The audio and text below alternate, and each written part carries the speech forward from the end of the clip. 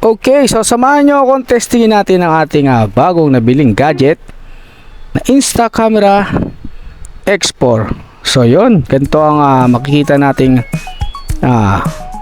video, no, na para siya nakalutang dahil yan doon sa special features ng Instacamera 360. So hindi nyo siya mapapansin na meron siyang magic stick kung nasa nakalagay yung ating Instacamera 60 camera. So yun ang mga function niya. Pwede mo siyang 360 habang tumatakbo ka o ginagamit mo. Ganyan ang features niyan.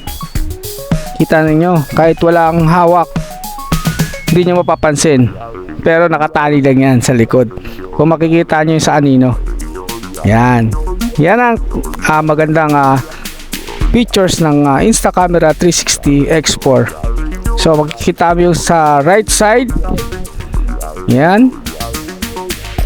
Pwede mo rin siyang iikot dito naman sa may kabilang side, dyan sa left side.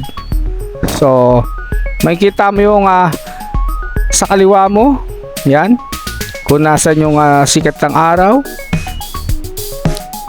Okay, so tinitingnan pa tayo ni Manong, yan, na-amaze siya doon sa ating naka-antena nga camera, no? So first time nila nakakita ng ganyan. Dito lang kay Binoy Motovlogs. So yan, pwede natin ikot. Yung makita sa anino, yun ang stick nyan. Pero habang ginagamit natin at nakakabit yan, hindi nyo makikita yan. Kaya para siyang nalutang. Yan, so pwede mo rin siyang i-zoom forward. Yan, so makikita mo dun yung nasa unahan mo. Yan. Pwede mo rin yan gamitin patalikod. So makikita mo yung likod niyan. Yan, nakita mo nasa likod mo. Hindi mo na kailangan ikot-ikutin yan.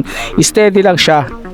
So makikita mo na yan ang mga nasa harap, nasa likod, nasa gilid at nasa ibabaw mo.